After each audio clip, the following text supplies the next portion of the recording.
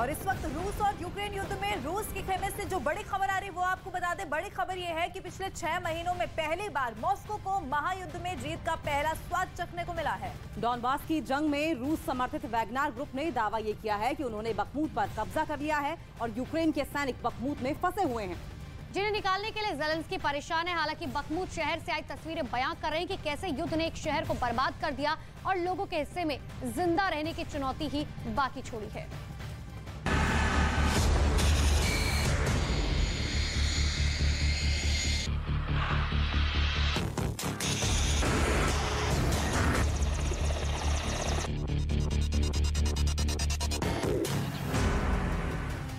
दक्षिण पूर्वी यूक्रेन में जबरदस्त घमासान चल रहा है और बखमूत में रूस ने अपनी पूरी ताकत झोंक दी है।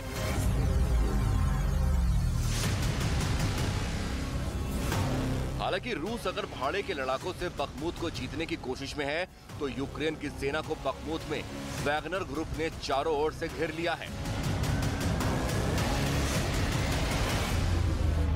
2 दिनों से रूस दावा कर रहा है कि बखमूत घेर लिया गया है और 20,000 यूक्रेनी सैनिक बखमूत से निकलने के लिए बेताब हैं, लेकिन उनके लिए सिर्फ एक ही सड़क छोड़ी गई है। The city was practically surrounded, with only one route out left open for Ukraine's troops. From visible buildings, Reuters determined the footage was filmed in a village 4 miles north of the center of Bakhmut.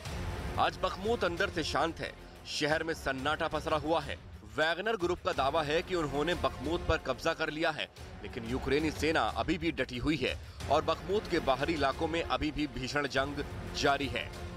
महीनों से लड़ाई का मुख्य केंद्र रहे Bakhmut पर कब्जा करने की वैगनर की कहानी पर कितना भरोसा किया जाए कहा नहीं जा सकता, क्योंकि इलाके में तैनात यूक्रेनी सेना के कमांडर का दावा है कि वैगनर ग्रुप उनके सामने घुटने टेक चुका है। Штурмовики вже закінчуються. І вони намагаються впросити українську армію піти з міста Бахмут, щоб ми не обороняли далі місто і тим самим захопити місто малою кров'ю. Але вони вже стільки положили людей, що катастрофа для ЧВК «Вагнер» та російської армії, вона просто неминуча। बखमूत में जैसे जैसे लड़ाई तेज होती जा रही है वैसे वैसे आगे के मोर्चे पर रह रहे लोगों की परेशानी बढ़ती जा रही है। गोलीबारी के बीच में जिंदगी को बचाने की जद्दोजहद बढ़ती जा रही है।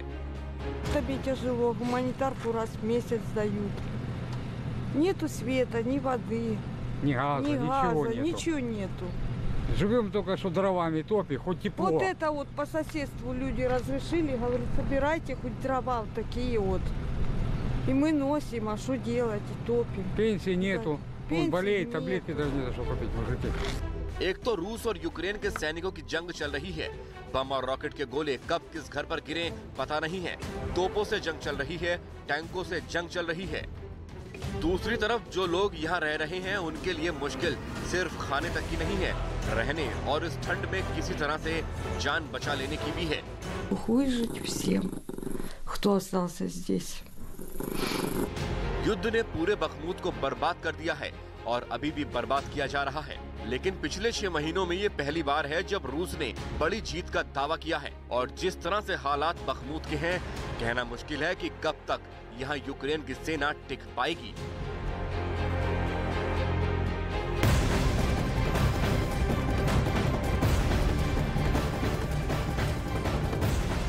रूस यूक्रेन जंग शुरू होने के बाद से पुतिन को अब तक की सबसे बड़ी चुनौती का सामना करना पड़ रहा है। जी हाँ, डोनेत्स्क में यूक्रेन के सैनिक पुतिन की पलटन पर कहर बनकर टूट रहे हैं और नतीजा ये हुआ कि यहाँ 24 घंटे में पुतिन के 300 से ज्यादा सैनिक मारे गए और 100 से ज्यादा सैन्य वाहन नष्ट कर दिए गए, जो कि किसी भी कीमत पर जंग जीतने की ख्वाहिश रखने वाले पुतिन के लिए किसी बड़ी चुनौती से कम नहीं है।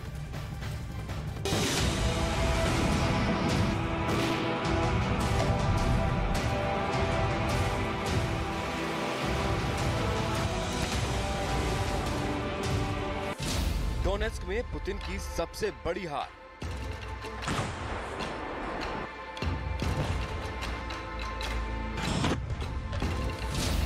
पुतिन की पलटन पर कहर बनकर टूटे यूक्रेन के सैनिक।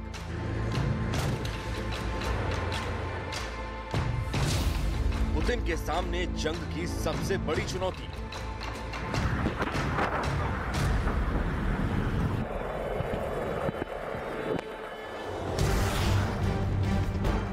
यूक्रेन में रूस और यूक्रेन के सैनिकों के बीच आमने सामने की जंग चल रही है। पुतिन की सेना डोनेट्स्क पर किसी भी कीमत पर कब्जा करना चाहती है, तो दूसरी ओर ज़ेलेंस्की के सैनिक भी मोर्चे पर पूरी तरह डटे हुए हैं और रूस के सैनिकों को मुंह तोड़ जवाब दे रहे हैं। पुतिन के सैनिकों के पास हथियारों की कमी नहीं है, तो दूसरी ओर यूक्रेन के सैनिकों का हौसला उन पर भारी पड़ता दिख रहा है। पश्चिमी देशों से मिल रहे हथियारों और यूक्रेन के सैनिकों के हौसले की वजह से डोनेट्स्क में ज़ेलेंस्की की सेना रूस के सैनिकों पर कहर बनकर टूट रही है।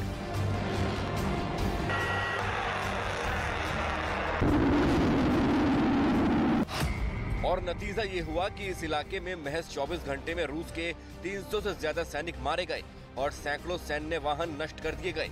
एक रिपोर्ट में दावा किया गया है कि यूक्रेन के सैनिकों ने बारूदी सुरंग में विस्फोट कर रूस को बड़ा नुकसान पहुंचाया है। वहीं दूसरी तरफ यूक्रेन के सैनिकों ने वोहलदार पर हमले के दौरान रूस के 155 सैनिकों को मार गिराने का दावा किया। यूक्रेन की सेना के दावों के मुताबिक एक हफ्ते में रूस के 130 यूनिट नष्ट हो चुके हैं, जिसमें 36 टैंक शामिल हैं। यानी साफ है कि वोहलदार के पास रूस की पूरी पलटन ही नष्ट हो चुकी है। इस इलाके से या तो रूस के सैनिक भाग चुके हैं या फिर कई इलाकों में यूक्रेन ने फिर से कब्जा कर लिया है। पूर्वी यूक्रेन में जिस तरह से आमने सामने की जंग चल रही है, उससे तो ये साफ है कि आने वाले दिनों में जंग और भी घातक हो सकती है। अभी तक पुतिन की पलटन पर यूक्रेन की सेना भारी पड़ रही है, लेकिन रूस भी पलटवार करने के लिए तैयार बैठा है। उसे भी सिर्फ एक मौके की तलाश है। रूस की इस हार के लिए, जंग जीतने के लिए पुराने नक्शों का इस्तेमाल भी बताया जा रहा है। वहीं माना जा रहा है कि ये हार रूस के सैनिकों का मनोबल भी तोड़ सकती है। फिलहाल रूस और यूक्रेन के सैनिक पूर्वी यूक्रेन के मोर्चे पर डटे हुए हैं। पुतिन किसी भी कीमत पर पूर्वी यूक्रेन पर कब्जा करना चाहते हैं, तो यूक्रेन के सैनिक भी रूस की सेना को पीछे धकेलने के लिए जी जान से डटे हुए हैं।